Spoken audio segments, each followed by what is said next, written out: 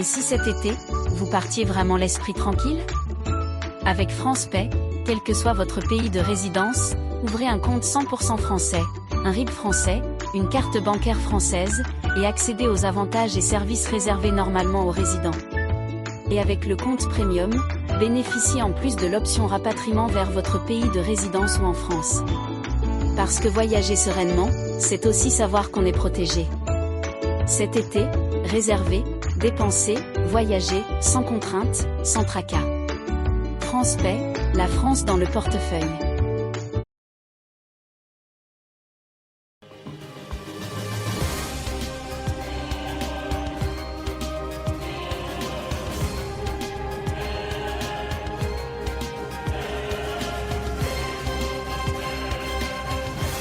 Élections consulaires 2026.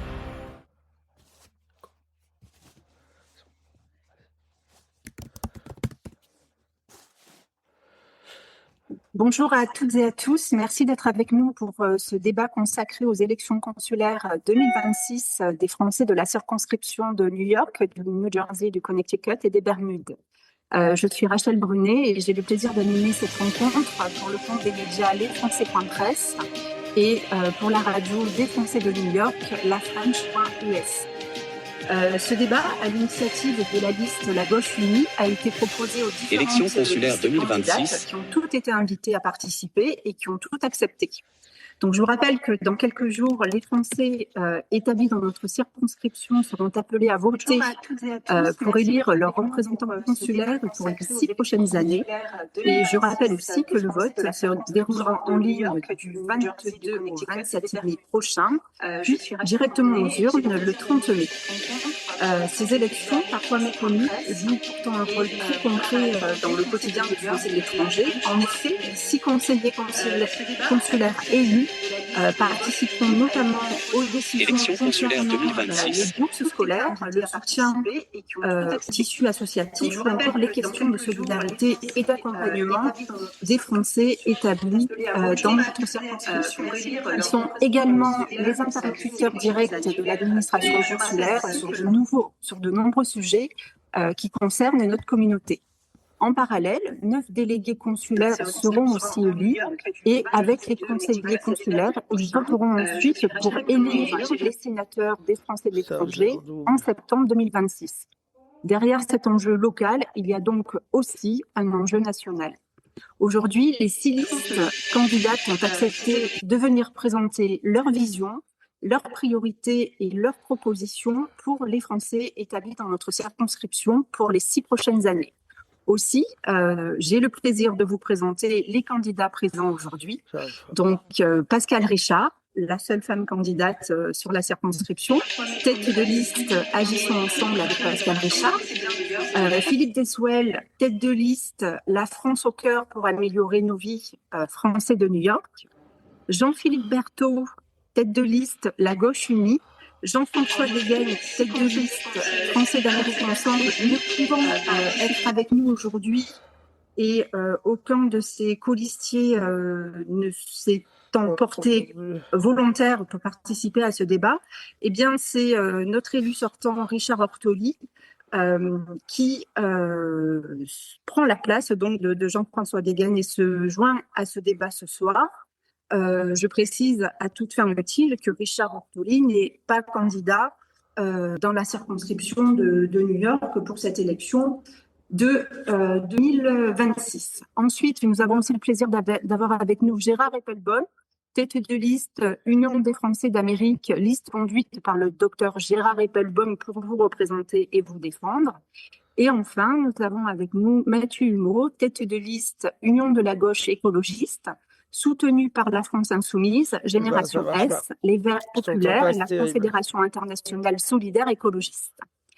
Le principe de ce débat est simple, c'est de permettre à chacun de présenter sa vision, ses priorités et ses propositions dans un esprit de clarté, de respect et d'échange constructif afin que les électeurs puissent se faire une opinion éclairée avant le vote qui va commencer donc très prochainement en ligne.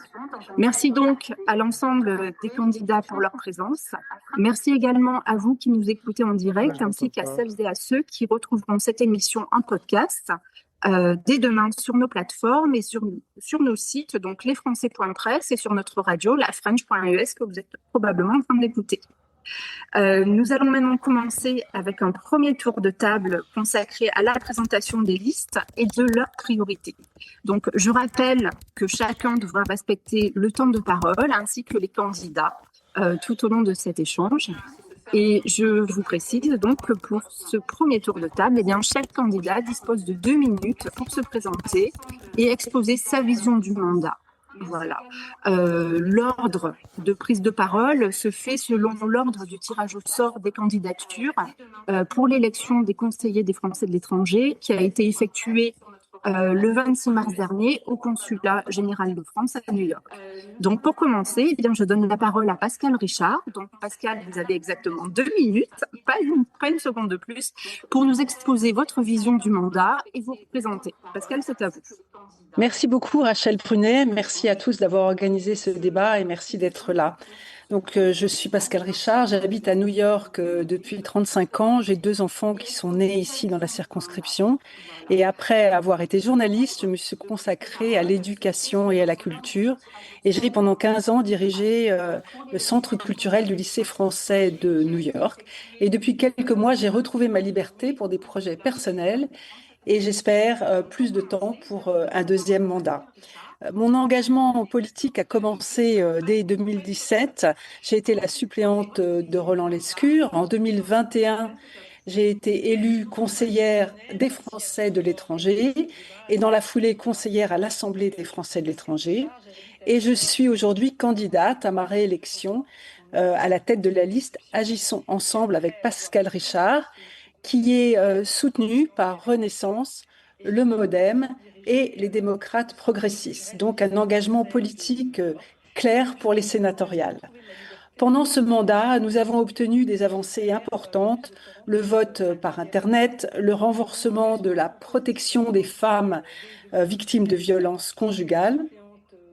Et d'ailleurs, j'ai participé à l'introduction d'une nouvelle OLES, organisme local d'entraide et solidarité dans la circonscription, Women for Women, la tenue des assises sociales et le lancement de la réforme que nous avons demandée de l'AEFE, l'Agence pour l'enseignement du français de l'étranger.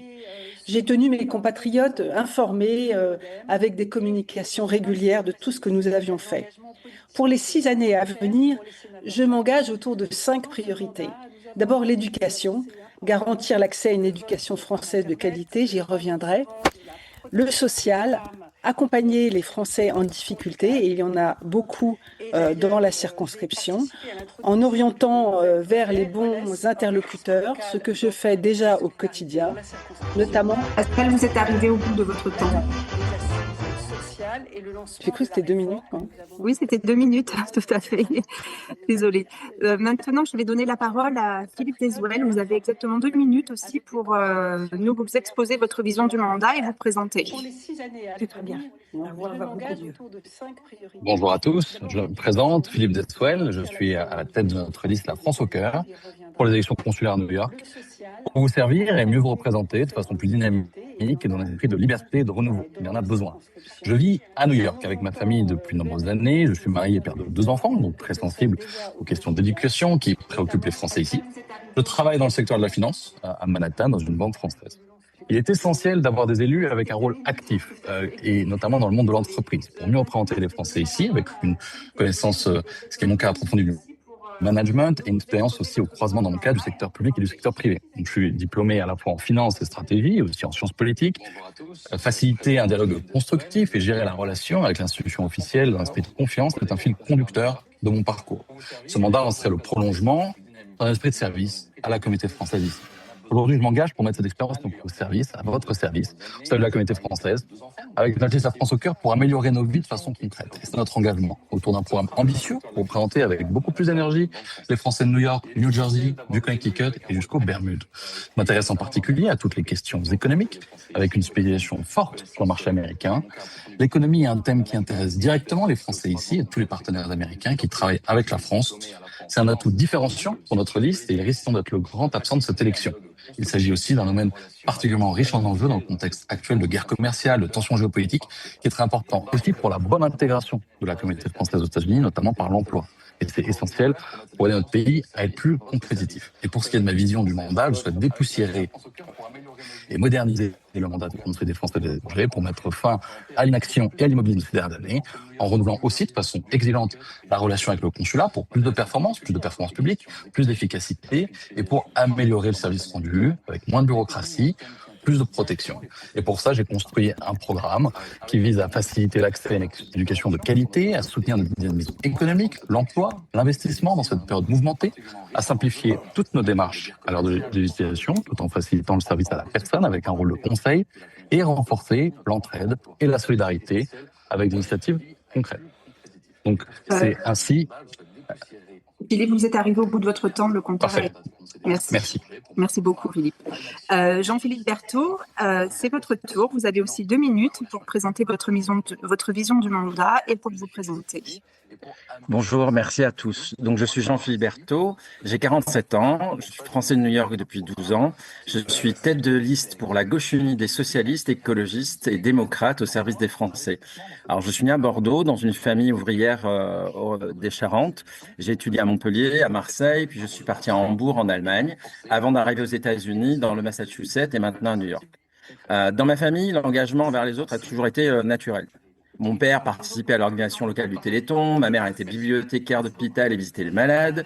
L'histoire de mes grands-pères pendant la guerre, l'un résistant, l'autre ayant réussi à s'échapper d'un train de déportation, ça m'a transmis un attachement profond à la liberté, à la solidarité et à l'engagement citoyen. Aujourd'hui, je suis enseignant-chercheur en biomécanique à l'université publique de la ville de New York. Mais ce qui me porte, c'est le lien. C'est créer du lien, renforcer l'entraide au sein de notre communauté et que chacun se sente un maillon de la chaîne. Je suis engagé dans plusieurs associations au sein de différents collectifs, notamment la diaspora française scientifique des chercheurs français aux États-Unis. Je suis aussi membre de Français du Monde ADFE, association reconnue d'utilité publique. Je suis aussi membre du collectif Très Bon Documentaire qui organise des débats citoyens. Et ce mandat, je veux l'exercer avec cette même exigence, c'est être au service de celles et ceux qui en ont besoin. Ma vision du mandat, c'est une mission de service public, pas un titre honorifique. Et c'est pour ça que nous, on s'inscrit dans la continuité du travail d'Annie Michel, la numéro 2 de notre liste, 4500 demandes traitées en 5 ans, 250 dossiers de retraite et de retour en France. Et ça, c'est un mandat qui est vraiment exercé. Pour moi, l'enjeu de cette fonction, c'est un niveau d'implication de celles et ceux qui l'exercent. On est soutenu par le Parti Socialiste, Europe Écologie Les Verts, le PRG, la GRS et aussi l'association Français du Monde reconnue d'utilité publique. Merci beaucoup, Jean-Philippe. Je donne maintenant la parole à Portoli pour Jean-François Guéguel. Richard, vous avez exactement 2 minutes pour présenter Jean-François Guéguel et sa vision du mandat. Merci beaucoup. Vous pensez peut-être que vous étiez débarrassé de moi, et en réalité, c'est le cas, puisque c'est un peu vrai. Je ne me représente pas après 17 ans de fidélité au poste. Il faut laisser la place au centre bref, en l'occurrence Jean-François Guéguel, c'est vérifier les opinions de ma liste Français d'Amérique ensemble, des Français des États-Unis, comme vous et moi. Jean-François m'a envoyé au fond parce qu'il assiste à la graduation de sa fille aujourd'hui. Il aurait bien voulu être là. Mais cela me donne l'occasion de revenir pendant quelques minutes sur une aventure que je connais bien, puisque j'ai fondé Français d'Amérique ensemble en 2009. Notre idée était simple, moins de politique, plus de bon sens local. Et 17 ans plus tard, je constate que cette idée est encore pertinente. Être sortant a du moins un avantage. On apprend à distinguer entre les promesses faites pour être élu des problèmes qu'on a pu réellement traiter.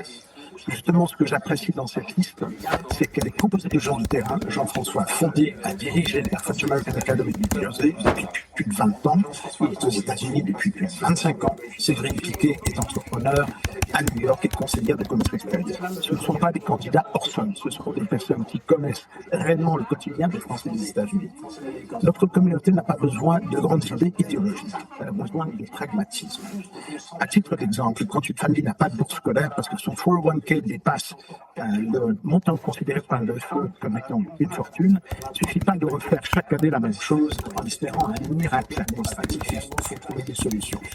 Il y a plus une autre réalité, le New Jersey, représente environ 20% de nos inscrits avec une cinquantaine d'entreprises françaises. Pourtant, c'est la première fois à ma connaissance que nous avons une tête de liste véritablement implantée dans le New Jersey. Une chose est sûre, si Jean-François est élu, la représentation des Français du New Jersey ne se limiterait pas à une tournée de campagne tous les 6 ans. Somme toute, France et d'Amérique ensemble propose quelque chose de simple, de la proximité, du sérieux et du bon sens. Merci beaucoup. Est-ce que vous pouvez couper votre micro, s'il vous plaît, Richard? Merci. Gérard Eppelbaum, c'est à votre tour de vous présenter et d'exposer votre vision du mandat. Vous aussi, vous avez 2 minutes, c'est à vous.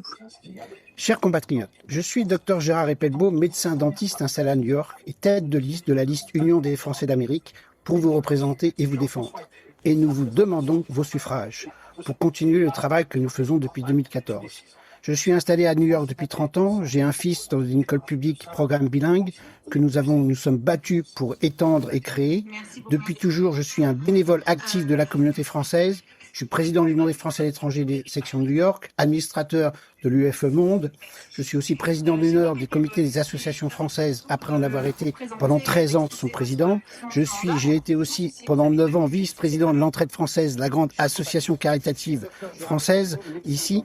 Mon engagement au-delà de tout clivage politique. Au service de la communauté depuis des années, m'a amené à me présenter aux élections des conseillers des Français à l'étranger depuis 2014 et vous nous avez porté, Patrick Pagny et moi, en tête des suffrages. Vous le voyez, c'est dans mon ADN d'aider nos compatriotes. J'aime notre communauté, j'aime la France. Notre mandat est de vous représenter et vous défendre auprès des pouvoirs publics, l'administration, des parlementaires, pour mieux faire valoir vos droits et en vous informant régulièrement. Nous continuerons à le faire au sein des conseils consulaires et nous continuerons notre rôle d'élu de proximité efficace, indépendant et transpartisan en répondant à vos préoccupations multiples, visa, carte vitale, droit au compte, fiscalité. Sur tous ces sujets, nous vous défendrons. Quelques exemples, nous l'avons toujours fait, quelques exemples. En 2021, nous avons agi pour faire supprimer, grâce à l'UFE, dont j'étais le président de la section de New York, la mesure gouvernementale d'interdiction de retour en France visant les Français à l'étranger.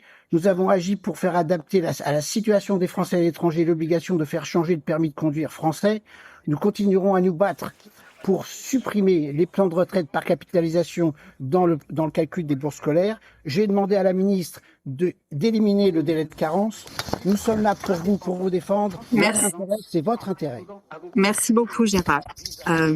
Maintenant, c'est au tour de Mathieu Humeau. Mathieu, vous avez aussi 2 minutes pour vous présenter et exposer votre vision du mandat. Bonjour à toutes et à tous. Alors moi, je voudrais commencer par un constat très concret. Dans notre circonscription, les services consulaires reculent depuis des années. À New York, l'état civil a fermé il y a une dizaine d'années, ce qui oblige beaucoup de nos compatriotes à se déplacer jusqu'à Washington pour leurs démarches. Nous constatons aussi des suppressions de postes régulières. Très récemment, ce mois-ci, un poste du service social vient d'être supprimé. Et l'accès lui-même au consulat devient de plus en plus difficile. L'accueil téléphonique a disparu. Le site internet propre du consulat a été retiré début 2026. Tout cela conduit à une dégradation du service public pour les Françaises et les Français de l'étranger, qui ont parfois le sentiment d'être des citoyens de seconde zone. Et cette situation, elle touche encore plus durement les personnes les plus vulnérables de notre circonscription. Je le vois personnellement à travers mon bénévolat à l'Entraide française, où j'accompagne des Français confrontés à des difficultés sociales, financières, administratives. Je m'appelle Mathieu Humeau, je suis ingénieur, installé à New York depuis une dizaine d'années, et je mène la liste d'union de la gauche écologiste pour ces élections consulaires. Je ne suis pas seul. Nous sommes une équipe de 14 femmes et hommes engagés dans le monde associatif, syndical et militant. Et nous voulons tous des élus qui sont utiles, présents et combatifs, qui défendent réellement les droits des Français de l'étranger et protègent nos services consulaires. Je le vois personnellement à travers mon bénévolat. Merci beaucoup, Mathieu. J'imagine que vous avez terminé. Oui. Parfait, merci beaucoup. Donc maintenant, nous allons poursuivre et je vais poser à chacune et chacun d'entre vous donc une question On va avoir un temps de 3 minutes par question. Je vais commencer avec Pascal Richard. Donc, Pascal, dans une interview accordée à notre média lesfrançais.presse, vous avez déclaré, je vous cite, en matière d'éducation, l'objectif est de garantir à chaque enfant un accès à un enseignement français de qualité. Concrètement, donc, quel serait votre plan d'action pour arriver à cet objectif? Donc l'éducation est en effet une priorité d'un prochain mandat. Il y en a d'autres aussi, le social, la santé, le consulaire et la vie communautaire. En ce qui concerne l'éducation, évidemment, je connais bien le problème puisque j'ai travaillé pendant 15 ans au lycée français de New York. On sait très bien que les frais de scolarité ici sont extrêmement élevés et le système des bourses indispensable ne peut à lui seul couvrir les besoins. Nous avons demandé une réforme de l'AEFE, l'Agence pour l'enseignement du français à l'étranger, qui est aujourd'hui menée avec une mission de la sénatrice Samantha Cazebonne et un suivi attentif de notre ministre Éléonore Carrois. Il faut développer d'autres solutions. Notre objectif est que nos enfants parlent, lisent et écrivent le français depuis le plus jeune âge. C'est le sens du programme French for All qui avait été lancé par le président de la République. Et grâce à cette initiative, des filières bilingues ont été créées plusieurs dans la circonscription, 10 écoles en fait qui suivent ce programme de gratuité de la scolarité. C'est cette piste prometteuse qu'il faut poursuivre. Et personnellement, je m'engage à accompagner les parents qui souhaiteraient créer une filière bilingue avec à Hoboken, Jersey City ou ailleurs, en travaillant directement avec les districts scolaires et les familles. C'est un travail de longue haleine, mais indispensable, et j'aurai le temps de le faire. Nous bénéficions là-dessus du soutien de notre député Christopher Westberg. Parallèlement, il faut encourager toutes les formes d'enseignement du français, établissements homologués, programmes FLAM, le français langue maternelle, qui propose des écoles du samedi, des cours du soir, et j'ai été avec Samantha Cazebonne, la députée, dans le Westchester, pour encourager la création d'un FLAM à l'Alliance française du Westchester. Il faut encourager les initiatives comme les programmes d'after school qui sont organisés par l'EFNI, et il y en a déjà pas mal, il y en a déjà 6 à Manhattan, 5 à Brooklyn. Essayons d'en avoir plus. En fait, il faut aussi soutenir l'enseignement par correspondance. Je sais que l'Alliance française a créé des cours pour accompagner ceux du CNED, le Centre national d'enseignement à distance, et je pense que c'est aussi une bonne chose. En matière d'éducation, il faut partir des besoins et de la volonté des parents pour construire un système plus créatif, plus souple et plus fluide d'enseignement du français à l'étranger. D'ailleurs, l'enjeu n'est pas seulement scolaire, il s'agit de transmettre une langue, une culture et un lien durable avec la France. D'accord, merci Pascal. Donc là, vous nous dressez un panorama de ce qu'il faut faire, mais quelles vont être les solutions, les moyens financiers, les moyens techniques pour arriver à ce résultat? Parce que c'est quand même un travail de longue haleine et assez fastidieux à mettre en place. Je pense qu'il n'y a pas de situation miracle, donc évidemment suivre la réforme de l'Agence pour l'enseignement du français et de l'étranger qui va changer l'organisation des bourses scolaires, mais dès le premier jour de mon mandat, je travaillerai sur la création peut-être d'une autre école de filière bilingue dans la circonscription. D'accord, gratuite, je suppose. C'est l'avantage de ces filières qui sont gratuites en fait, hein. C'est ça le but. Et juste pour bien l'expliquer à notre audience, ça serait gratuite. Ouais. D'accord, merci Pascal. Deuxième question donc pour Philippe Deswell. Philippe, lors de votre interview donc parue sur notre média lesfrançais.presse, vous avez donné comme l'une de vos priorités le renforcement du réseau professionnel français en déclarant, donc là aussi je vous cite, on s'engage pour créer davantage d'opportunités, favoriser l'emploi au sein de la communauté française, stimuler l'investissement et l'entrepreneuriat. Donc, quelles seraient les initiatives que vous lanceriez pour justement arriver à vos fins sur ce projet-là? Merci Pascal. Absolument, et merci au Français.presse et à la French Radio New York pour cet entretien.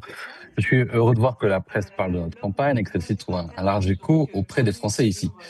Je veux en effet nous permettre, en tant que conseiller des Français et des étrangers, d'avoir un rôle plus actif et plus déterminant sur les questions économiques, en étant conseil et force de proposition, et en complétant ici donc des initiatives fortes que nous avons par ailleurs en matière d'éducation, de santé ou de grandes simplifications administratives que nous proposons. Donc en termes d'initiatives concrètes, je souhaite permettre de mieux partager l'information avec la mise en place d'une plateforme qui cartographie les entreprises et les services auxquels ont accès la communauté française à New York, avec une approche donc de centralisation pour faciliter les prises de contact, les mises en relation, et aussi vous permettre de mieux connaître les dispositifs d'aide et d'accompagnement auxquels vous pouvez avoir accès. Cette information, aujourd'hui, elle est très fragmentée ou alors chère d'accès, particulièrement ici aux États-Unis, et je veux faciliter la bonne information de notre communauté avec un rôle de leadership. Je veux mettre en place aussi des tableaux de bord, donc qui rendent compte de l'action dans ce domaine et permettent de voir l'efficacité, y compris de la dépense publique sur ces questions. Donc en accompagnement mieux les investisseurs et les entrepreneurs en mesurant mieux la performance économique des initiatives dans notre région, car depuis 15 ans, la France décroche et perd du terrain dans la compétition face aux États-Unis, par exemple en termes de croissance. Donc il est temps, selon moi, de changer cela. Et avec notre liste, nous souhaitons défendre l'attractivité de notre présence française ici, donc en encourageant, ce que j'ai dit, l'investissement des deux côtés de l'Atlantique, ainsi que la liberté d'entreprendre et d'investir. C'est un point essentiel et fondamental. Nous souhaitons aussi plus largement encourager la baisse de la fiscalité et la suppression de la CSG-CRDS à l'étranger, tout en s'opposant à tout impôt universel, ce qui nous différencie de plusieurs listes représentées ici. Nous encourageons... Philippe, vas-y. Juste pour revenir sur le sujet de ma question, comment, c'est quand même un projet de très longue haleine, qui est parallèle d'ailleurs à ce que font certaines institutions françaises à New York. Comment est-ce que vous allez trouver le temps de mener à bien ce projet ? Je pense qu'il faut ici fédérer les énergies, les initiatives. En effet, c'est aujourd'hui assez fragmenté, assez décentralisé. Plusieurs institutions font cela à leur niveau. Et je pense qu'un rôle d'élu ici, c'est justement de permettre de réunir toutes ces initiatives et de communiquer autour. Je pense par ailleurs que les élus sortants ont souvent peu communiqué sur ces aspects ou se sont peu impliqués sur cette dimension-là. Donc, en effet, j'ai un plan d'action concret pour les 6 années qui viennent, avec du temps, de l'énergie et des moyens pour permettre à cette ambition de réussir. C'est en effet un travail de longue haleine, un travail ambitieux, mais qui peut faire la différence et être particulièrement important pour la communauté française de New York, qui doit avoir ici un rôle en pointe à l'échelle mondiale pour justement les dynamismes économiques et le fait d'avoir accès à un tissu exceptionnel en matière justement d'investissement, de projets, d'initiatives, avec toute la force et tous les talents des Français présents ici, New York, New Jersey, Connecticut et jusqu'au Bermude. D'accord. Merci beaucoup, Philippe. Jean-Philippe Berthaud, je vous pose donc désormais une question à vous. Une de vos priorités est l'accès aux droits, en particulier sur la santé, les retraites et le retour en France. Vous défendez, donc là je vous cite aussi sur une interview qui a été publiée dans notre média, le maintien de la carte vitale pour les retraités, la suppression du délai de carence lors d'un retour définitif comme pendant la pandémie, la télémédecine dans la continuité des soins via la CFE. Concrètement, comment allez-vous faire et dans quel délai ? Alors, merci. Alors, dans les rencontres qu'on a faites dans toute la circonscription, un des problèmes majeurs qui est revenu, c'est le moment des transitions, c'est-à-dire au moment où on arrive aux États-Unis ou alors au moment où on rentre en France. Et nous, notre action, on considère qu'elle se situe à 2 niveaux. Le premier niveau, c'est le niveau local qu'on peut faire immédiatement en tant que conseiller. C'est informer, accompagner, orienter. Ça, c'est dans la mission des conseillers des Français et l'étranger. Et comme j'ai cité auparavant, la numéro 2 de notre liste, Annie Michel, c'est 4500 demandes traitées et 250 dossiers de retraite, d'accompagnement. Et surtout, la question, c'est les gens ne savent pas leurs droits. Ils ne connaissent pas leur accès aux droits. Et nous, ça, c'est ce qu'on peut faire. Ils ne connaissent pas la CFE, la Caisse des Français de l'étranger, qui est la sécurité sociale des Français de l'étranger. Donc, notre rôle, c'est de le dire, d'accompagner chaque dossier, car chaque situation, elle est particulière et on doit aiguiller vers le bon chemin. Ça, c'est le rôle direct. Le deuxième niveau, c'est le travail de plaidoyer, comme on a entendu d'autres candidats le dire. Par exemple, le délai de carence lors d'un retour en France a déjà été supprimé. Ça a marché. Et bien, nous, on demande que la règle, ce soit pas l'exception. Et en priorité, parce qu'on sait très bien qu'on ne pourra pas lever ça tout de suite, en priorité, on va appliquer la même règle qui a eu lieu, c'est-à-dire en cas de situation difficile et compliquée, situation d'urgence, comme les personnes qui vivent avec des ALD. Une ALD, c'est une affection longue durée, donc une personne qui vit avec un cancer, une personne qui vit avec le HIV, une personne qui vit avec une sclérose en plaques. Ça, ce sont des situations d'urgence et on doit avoir un levé automatique de ce dé de carence, comme pour les personnes qui ont besoin d'une interruption volontaire de grossesse. Aussi, pour ces transitions, faciliter les transitions, on pense que on doit renforcer la télémédecine. Alors, la télémédecine, elle existe, mais ce qu'on se dit, c'est qu'un professionnel de santé français, c'est essentiel quand on est dans une situation difficile, quand on vit un moment de vie difficile pour se faire comprendre. Les outils existent déjà, il faut juste le mettre en place. Et par exemple, un portail de télémédecine avec la CFE qui peut prendre le tiers payant, eh bien ça, c'est une avancée concrète qu'on peut mettre en place puisque on a un levier concret. Notre liste, elle est soutenue par Isabelle Fredge, la présidente de la CFE. Donc ça, c'est une question de volonté. On a aussi une question de financement, parce que ça, vous pouvez me dire, Jean-Philippe, tu nous fais des promesses, mais comment on finance? Eh bien, ça peut être financé par la CSG. Et la CSG, quand on entend d'autres candidats qui font une suppression illusoire de la CSG, nous, on propose, avec l'appui de nos sénateurs, qu'on ait un fléchage de 25% de ce montant de la CSG qui est payé par les Français de l'étranger pour financer la sécurité sociale des Français de l'étranger. Et cette solution, c'est une solution juste, simple, et qui est une vraie répartition. Et on a un soutien de nos parlementaires là-dessus. Il faut voir que cette proposition, elle a été votée contre par les sénateurs de droite et contre par les sénateurs macronistes. Donc ça, c'est quelque chose qu'on veut continuer. D'accord. Juste une question, Jean-Philippe. Quand je vous ai cité, vous êtes pour le maintien de la carte vitale pour les retraités. Et pourquoi que pour les retraités? Pourquoi pas pour les adultes aussi? Alors en fait, alors évidemment, nous on est pour le maintien pour tout le monde. Quand on a cité les retraités, c'est parce que quand on a une situation, quand on perd son emploi, quand on a un emploi et qu'on arrive en France, on a la carte vitale qui est maintenue parce que on maintient son travail. Les retraités, eux, ils ont un délai de carence de 3 mois, donc il y a une inégalité de traitement par rapport à ce besoin. Donc c'est pour ça qu'on avait mis ça en avant. Ce que je voudrais aussi dire dans un Rapidement, parce que votre temps de parole est écoulé. Pardon. C'est un projet pilote New York-Paris pour justement faciliter ces transitions. Et on a le soutien d'Emmanuel Grégoire, le maire de Paris, qui conduit une liste identique à la nôtre. Merci Jean-Philippe.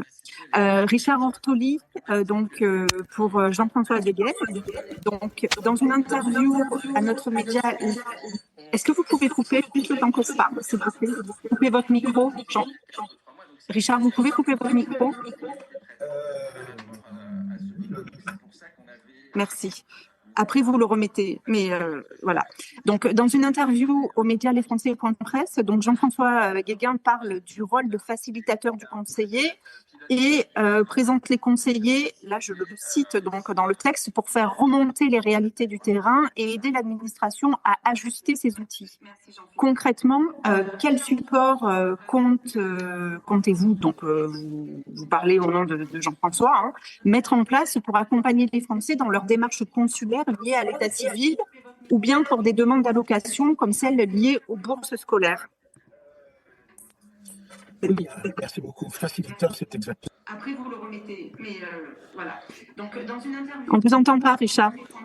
Donc, Jean-François Guéguin parle du rôle. Merci beaucoup. Facilitateur, c'est exactement le mot juste. Parce qu'au fond, les Français de New York n'attendent pas des élus qui fassent de grands discours. Ils veulent des personnes accessibles, qui connaissent les réalités locales, qui sont prêts à consacrer du temps aux autres. C'est précisément ce que Jean-François Guéguin et Séverine Piquet apportent. Jean-François, à son tour, apporte une connaissance très profonde de la communauté française du Jersey et de New York. Cela fait des années qu'il est impliqué dans la vie française. Il connaît les écoles, les associations, les entrepreneurs, les familles, et surtout, il comprend très bien les difficultés concrètes auxquelles les Français sont confrontés dans une ville et une région chère et exigeante. Il siège, par exemple, à la commission des bourses depuis 15 ans. Il a une approche extrêmement pragmatique. Sur les bourses scolaires, par exemple, il ne veut pas simplement promettre une grande réforme qui viendra peut-être ou peut-être pas un jour de la réforme de la FE. Bien sûr qu'il faut défendre les familles, faire évoluer le système, mais en attendant, les parents doivent payer les frais de scolarité maintenant. Son approche, c'est donc de chercher des solutions concrètes ici, sur place, localement, avec l'énergie et les ressources de la communauté dans laquelle il travaille. D'ailleurs, dans son école, il apporte un soutien, je parle de la French Academy du New Jersey, il apporte un soutien concret à tous les parents qui n'ont pas les moyens de payer les frais de scolarité de leurs enfants. Séverine, elle apporte quelque chose de différent, mais tout aussi essentiel, et c'est une vraie proximité humaine. Beaucoup de Français la connaissent déjà parce qu'elle est naturellement tournée vers les autres, très présente dans la vie associative et d'affaires, toujours prête à aider.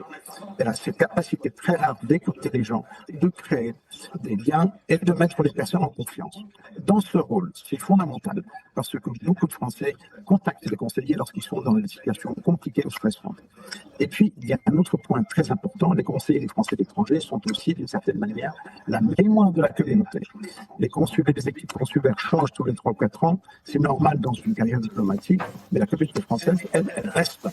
Les problèmes reviennent souvent, les besoins évoluent lentement. Il est important d'avoir des personnes qui connaissent l'historique, les résultats locaux, les réalités locales et ce qui fonctionne ici. Merci Richard. Est-ce que vous pouvez couper votre micro? Merci. Juste le temps que je réagisse. Merci. Juste le temps que je réagisse à ce que vous venez de dire. Vous mentionnez d'ailleurs Séverine Piquet, puisqu'elle est la numéro 2 de la liste de Jean-François. C'est dommage qu'elle n'ait pas participé à ce débat. Elle aurait pu se joindre à nous. J'entends que vous parlez beaucoup de l'implication de Jean-François dans le milieu éducatif et scolaire. C'est normal parce que c'est son métier. Mais est-ce qu'on ne pourrait pas s'interroger sur le fait qu'il se cantonne que finalement à cette question d'éducation et qui délaisse un petit peu les autres questions qui concernent l'ensemble des Français de notre circonscription? En fait, non. Il vous reste 30 secondes.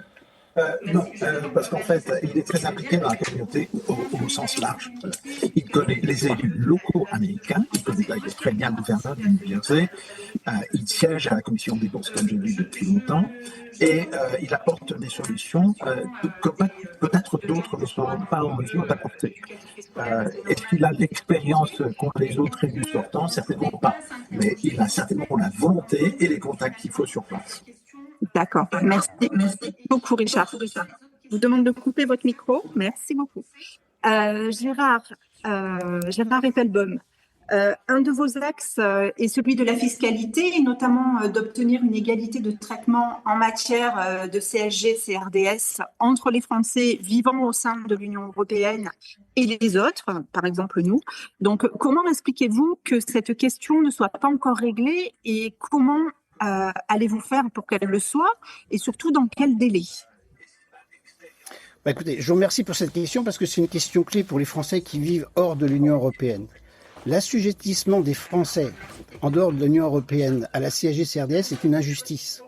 Ces deux taxes avaient été créées à titre provisoire par Michel Rocard pour combler le déficit de la sécurité sociale.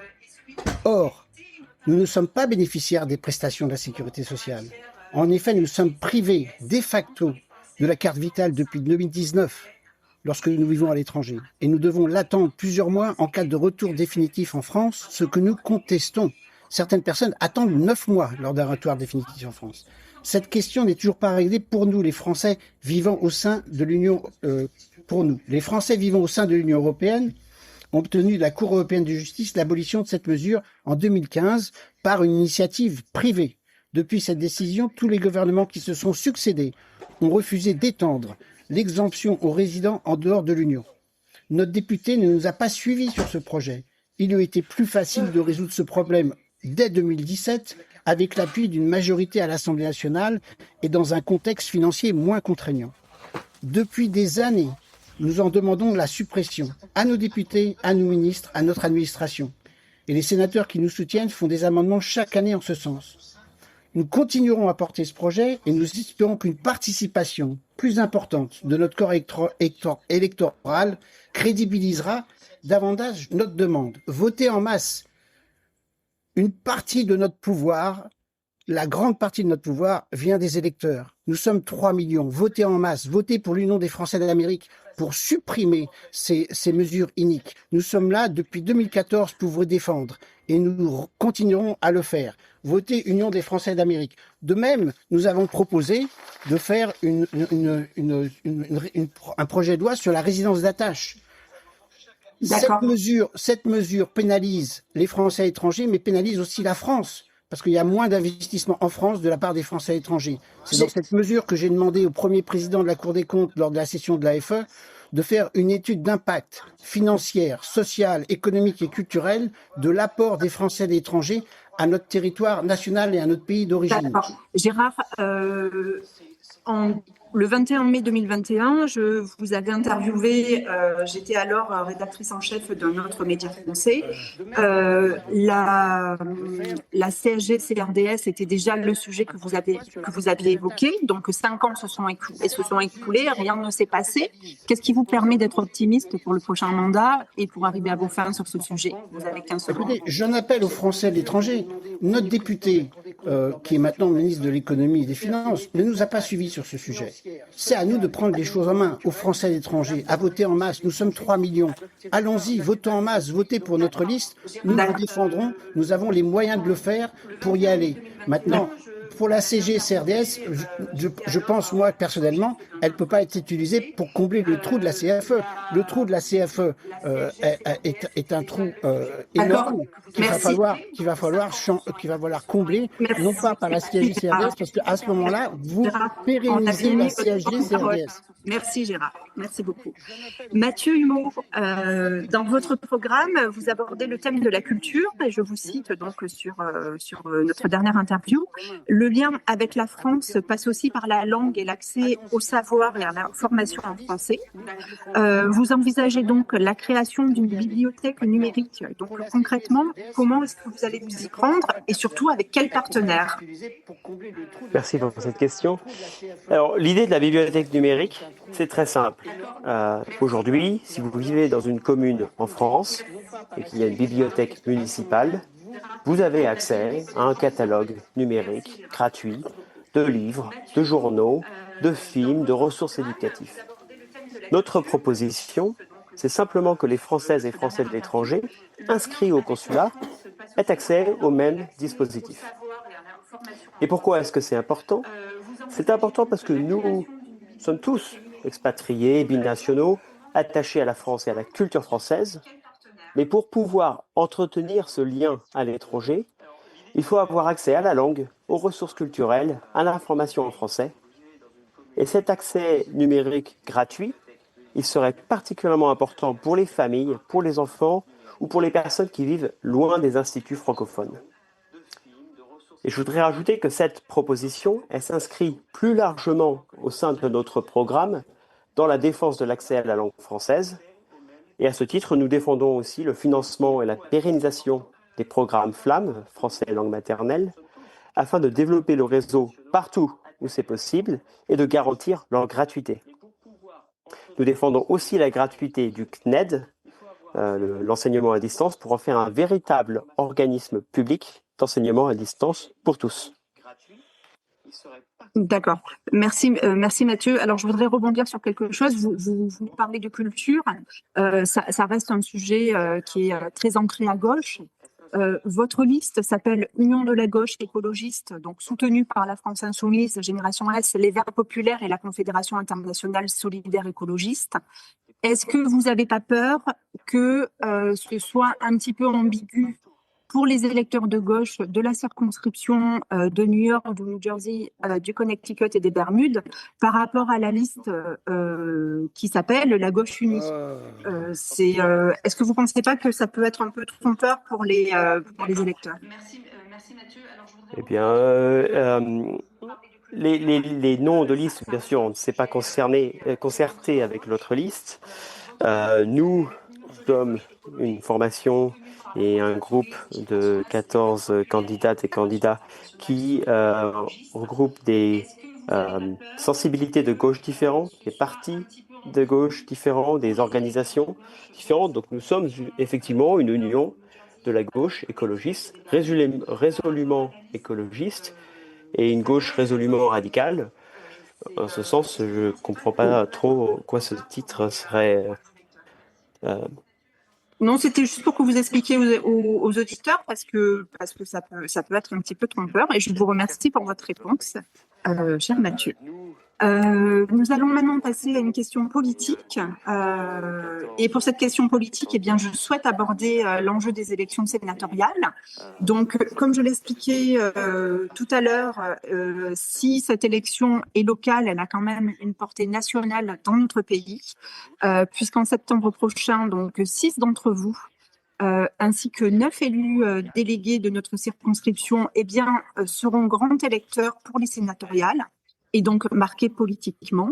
Aussi, vu l'enjeu national, eh bien, je souhaite que vous informiez chacun ici pour quelle tendance politique vous allez voter lors de ce scrutin, sachant que parmi les sénateurs des Français de l'étranger, eh bien, nous avons 6 sortants avec 6 courants politiques assez différents. Donc, je donne la parole à Pascal Richard. Pascal, si vous voulez bien indiquer donc à nos auditeurs pour quel courant politique, eh bien à quel courant politique vous donnerez votre voix en septembre. Merci Rachel pour cette question. Effectivement, c'est une fonction importante des conseillers des Français de l'étranger et il faut en être conscient. Moi, j'ai une ligne politique depuis 2017 qui n'a pas changé, donc je voterai pour les élus de Renaissance et alliés. Voilà, c'est-à-dire même démocrate progressiste. C'est toujours la même vision, depuis que je suis élue, donc ça ne va pas changer et les électeurs le savent. Et je pense que c'est important qu'il y ait une clarité sur son engagement politique. Parce que dire qu'on est indépendant, par exemple, ça ne veut pas dire grand-chose au moment des élections. Et quand j'étais allée à l'Assemblée des Français de l'étranger, je faisais partie du groupe indépendant, démocrate et progressiste, et qui alliait aussi le MoDem, Renaissance, l'ancien territoire des progrès, qui c'est maintenant le démocrate progressiste. Et nous avons travaillé ensemble très, très efficacement. D'accord. Et je pense que c'est important. Merci beaucoup, Pascal. Philippe Deswell, je pense que c'est écrit sur votre programme, mais est-ce que vous voulez bien nous dire pour quelle tendance politique à quelle tendance politique vous donnerez votre voix? Oui, tout à fait. Tout d'abord, pour ces élections, nous avons le soutien d'un large nombre de personnalités, aussi bien au sein de la communauté française de New York qu'en France, et même au niveau européen. Nous sommes une liste d'union de rassemblement au-delà des questions purement politiques et des clivages où nous souhaitons avant tout rassembler. Après, nous avons, en toute clarté, le soutien du président. On vous entend plus, donc on ne va pas savoir de quel soutien vous avez. Quel soutien vous avez, Philippe? Est-ce que vous êtes toujours là?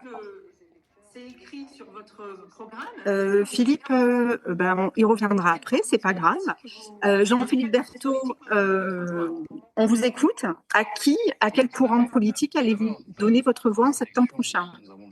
Très bien. Alors nous, notre liste, donc la gauche unie des socialistes et des écologistes, des démocrates au service des Français, elle est soutenue par le Parti socialiste, les écologistes ex-Europe Écologie Les Verts, le Parti radical de gauche et la GRS et aussi l'Association Français du Monde reconnue d'utilité publique. Donc nous soutiendrons les sénateurs qui sont membres de l'Association Français du Monde ADFE, qui sont Yann Chantrel du Parti socialiste et Mélanie Vogel des écologistes Europe Écologie Les Verts, avec qui nous travaillons régulièrement sur des propositions de loi.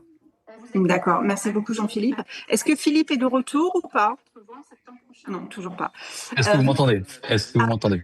Oui. Alors donc, vous étiez sur le point de nous dire à qui vous alliez donner votre voix, donc on vous écoute avec beaucoup d'intérêt. Les écologistes ex-Europe Écologie Les Verts, le Parti radical de gauche. Philippe, votre micro est coupé. Oui. Nous sommes une liste de rassemblement, vous m'entendez? Oui. Alors, voilà. Dites-nous pour quel courant. Parfait. Tout à fait. Donc, nous sommes une liste de rassemblement. Nous avons réuni des Français ici au-delà des clivages, des nuances d'opinion. Après, nous sommes aussi en toute clarté donc soutenus par le président du Sénat, par plusieurs élus des Français de l'étranger, de parlementaires issus de la majorité sénatoriale avec qui nous pourrons travailler pour mieux défendre vos intérêts. Et ça nous permettra donc d'être mieux positionnés en termes de capacité d'action dans les années à venir et d'être des relais efficaces avec la France. Donc, dans cette élection, je voterai pour les meilleurs candidats au sein de la majorité sénatoriale, sur la base des programmes proposés et pour s'assurer que nos valeurs soient bien représentées dans les 6 années qui viennent. D'accord, donc LR, nous sommes d'accord. Les Républicains et leurs alliés, tout à fait. Ok, merci beaucoup Philippe. Richard Ortoli, donc vous avez la parole donc pour Jean-François Guéguen. Donc pour à qui est-ce que Jean-François va donner en termes de tendance politique, centre droit. En termes de personnes, en termes de parti, l'UDI, et en termes de personnes, si les candidats, et nous pensons qu'il sera Olivier Cadic. Pourquoi parce que lui et Olivier Richard, ce sont ceux qui travaillent.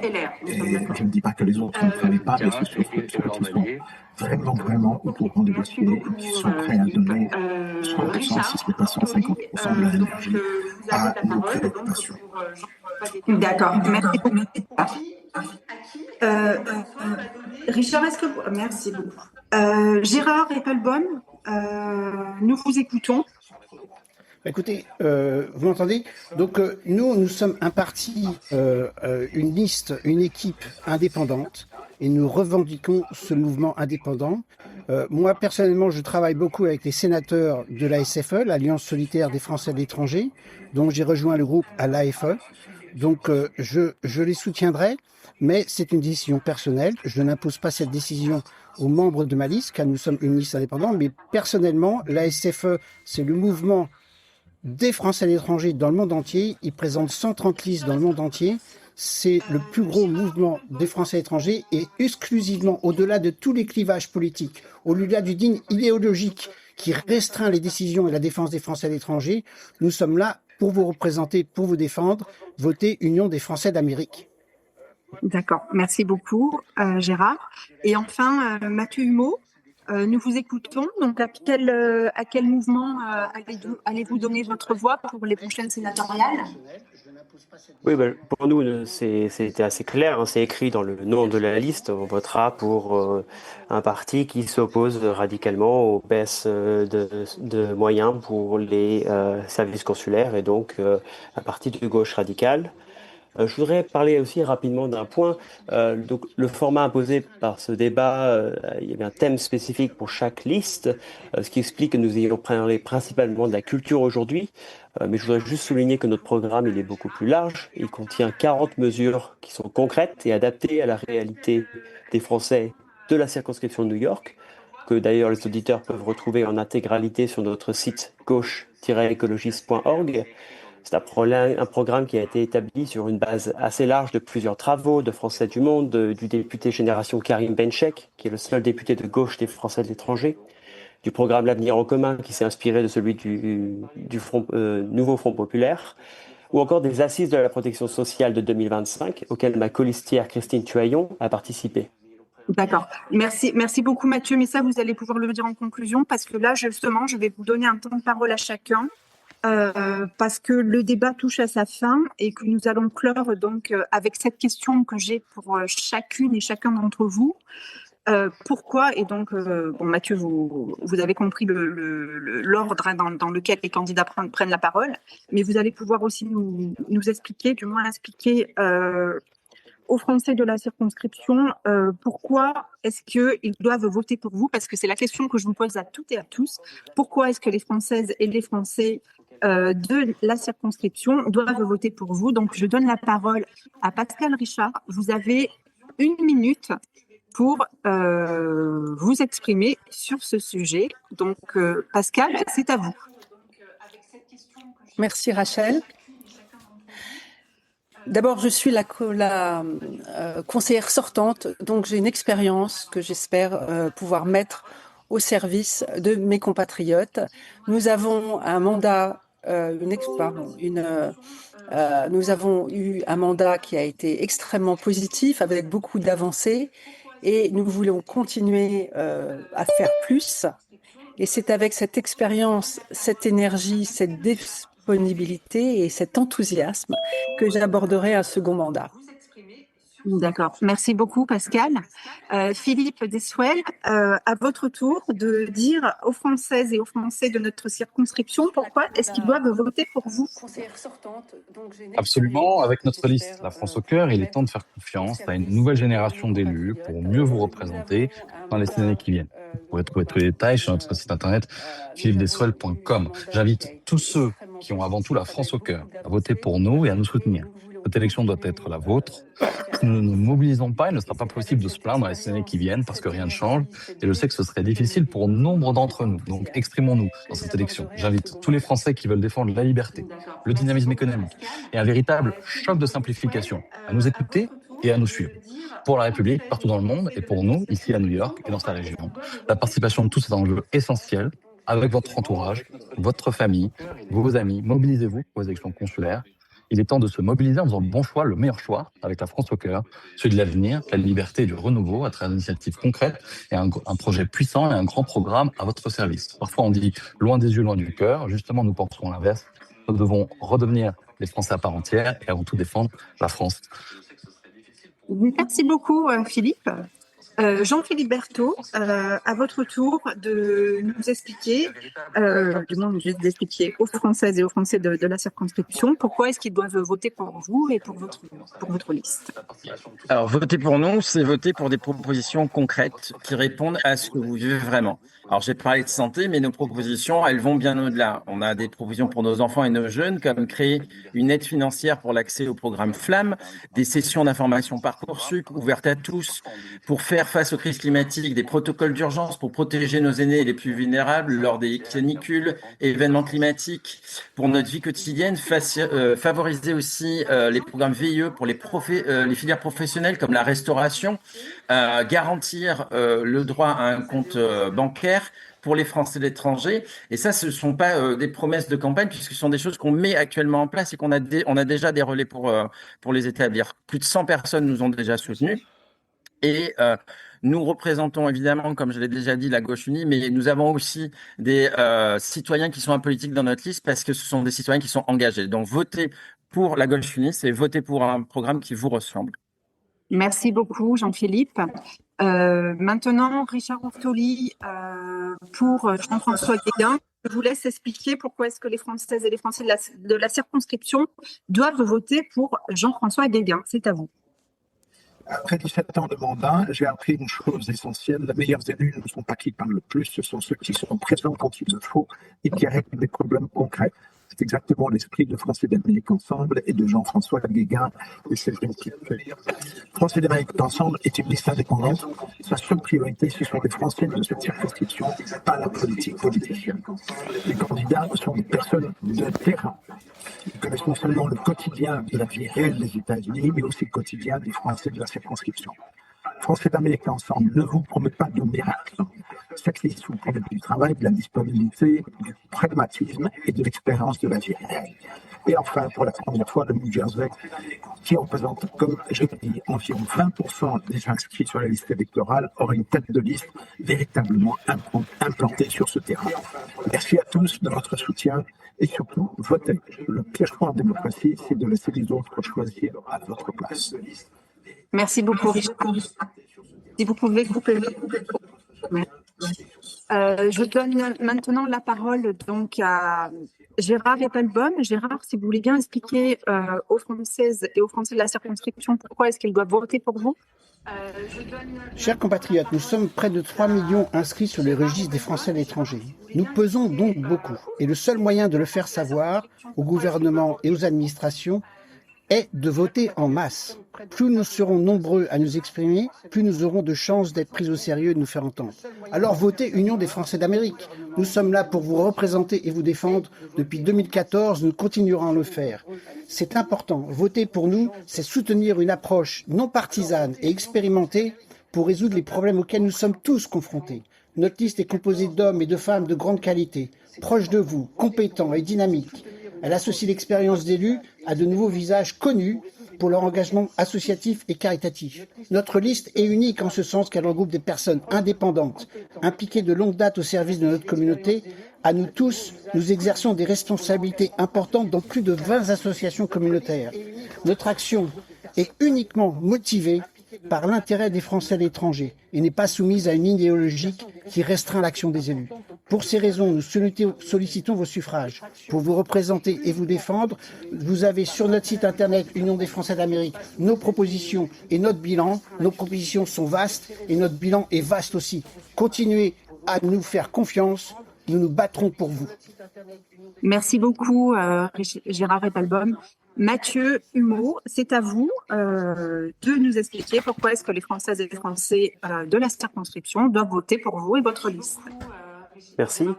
Donc je parlais tout à l'heure de notre programme détaillé de 40 mesures. Et par exemple, en ce qui concerne la santé, nous proposons bien sûr la suppression du délai de carence lors du retour en France, mais nous allons plus loin. Nous proposons aussi des mesures concrètes pour réduire les délais administratifs et améliorer l'accès effectif aux droits.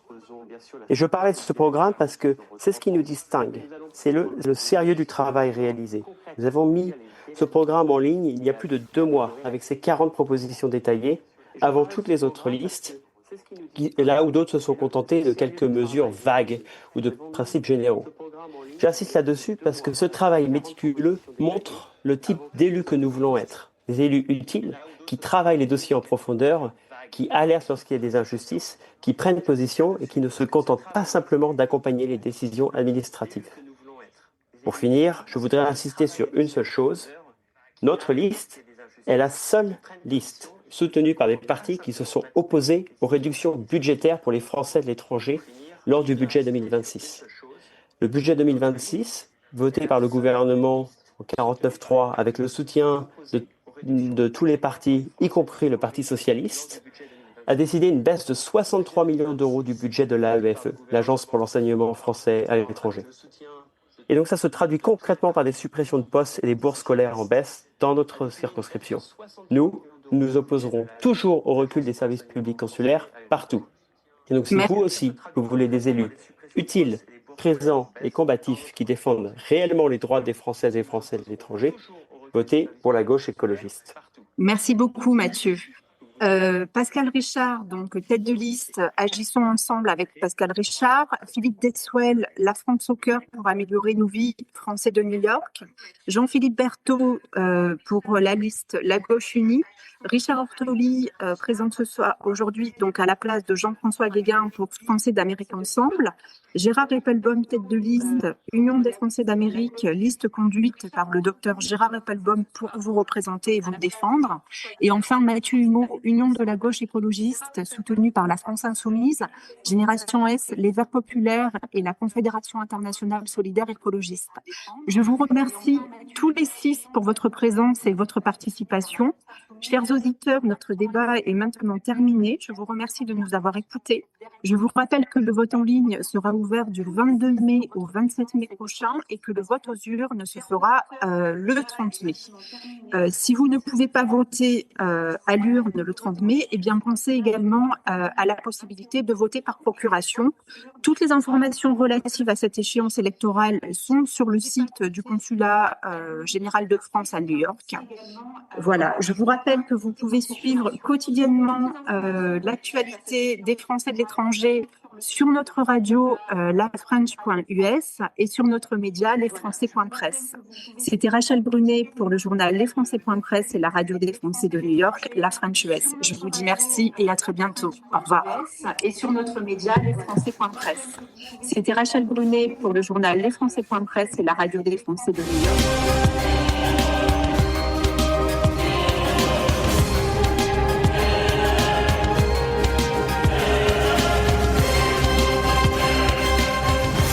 Élections consulaires 2026,